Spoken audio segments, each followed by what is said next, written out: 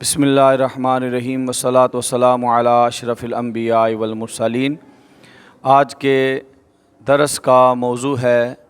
کہ لوگوں کے درمیان صلح کروانا بڑی عظیم نیکی ہے۔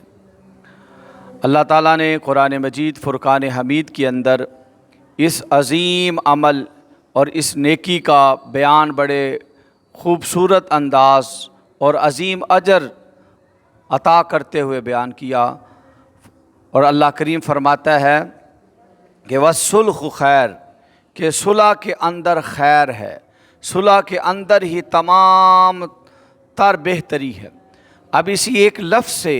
ہمارے لیے بہت بڑا اس کے اندر سبق ہے کہ جہاں بھی دو آدمیوں کے درمیان لڑائی ہے، وہ لڑائی چھوڑ کے صلح کر لیں۔ کس بات پر؟ کہ اللہ کہتا ہے کہ صلح اور صفائی کے اندر خیر ہے۔ ساس اور بہو کے درمیان اگر جھگڑا ہے، شوہر اور بیوی کے درمیان اگر لڑائی ہے، رشتہ داروں کی آپس میں اگر لڑائی ہے، ہمسائے کے ساتھ لڑائی ہے، محلے میں کسی کے ساتھ لڑائی ہے، الغرض کسی بھی درجے میں کسی بھی جگہ پر اگر آپس میں اہل اسلام کے درمیان کسی بات پر رنجش ہے تو وہ رنجشیں، وہ تمام نفرتیں، وہ تمام دشمنیاں چھوڑ دیں اس بات پر کہ اللہ کریم جو رحیم اور کریم ہے، جو ہماری خیر خواہی چاہتا ہے، جب وہ فرما رہا ہے کہ صلح کے اندر خیر ہے تو ہمیں اس خیر کو حاصل کرنا چاہیے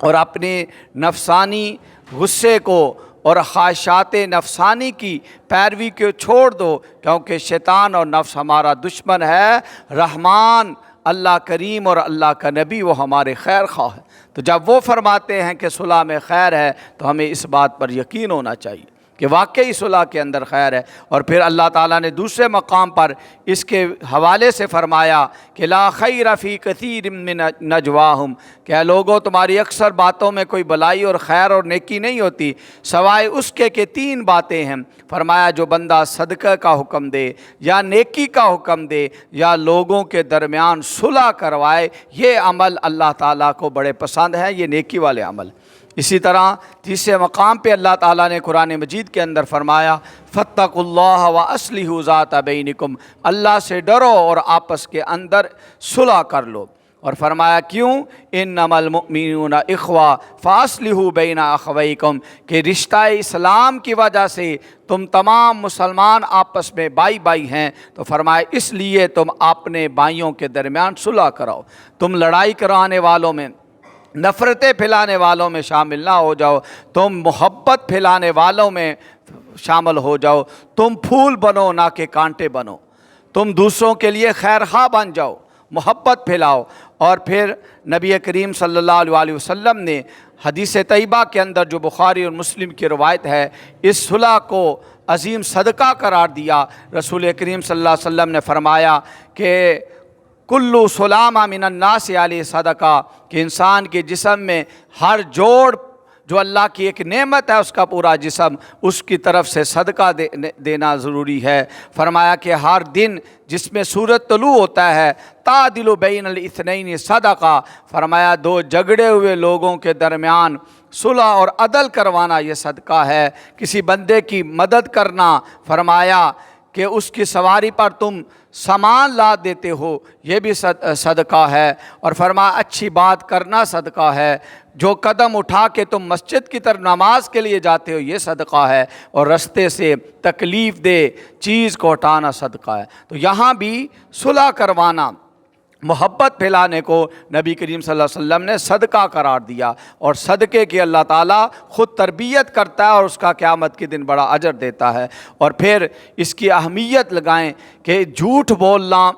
جھوٹ اللہ تعالیٰ کو یہ انتہائی ناپسندیدہ عمل ہے، جھوٹوں پر خدا کی لعنت ہے۔ لیکن اگر ایک بندہ کہ جس کی نیت کے اندر صداقت ہے کہ وہ دو مسلمان بھائی آپس میں جھگڑے ہیں، لڑائی ہے، اور وہ کوئی ایسی بات اگرچہ ان دونوں نے کہی نہیں ہے لیکن وہ سمجھتا ہے کہ میں جا کر دوسرے سے ہی کہوں گا کہ وہ جو تیرے ساتھ لڑا ہے وہ تو تیرے بارے میں بڑی اچھی بات کرتا ہے، وہ کہہ رہا ہے کہ یار مجھ سے غلطی ہوئی ہے، اس نے زیادتی نہیں کی، مجھ نے زیادتی کی ہے، یا یہی بات وہ دوسرے سے جا کر کہے کہ یار وہ تو کہہ رہا تھا کہ میں نے غلطی کی ہے، اس نے غلطی نہیں کی، اور اس طریقے کے ساتھ تھوڑا سا اگر وہ جھوٹ بول کر وہ تیسرا بندہ ان دونوں لڑے ہوئے بندوں کے درمیان جو آپس میں ایک رنجش ہے، ایک نفرت اور غصہ ہے، وہ اس انداز میں جھوٹ بول کر ان دونوں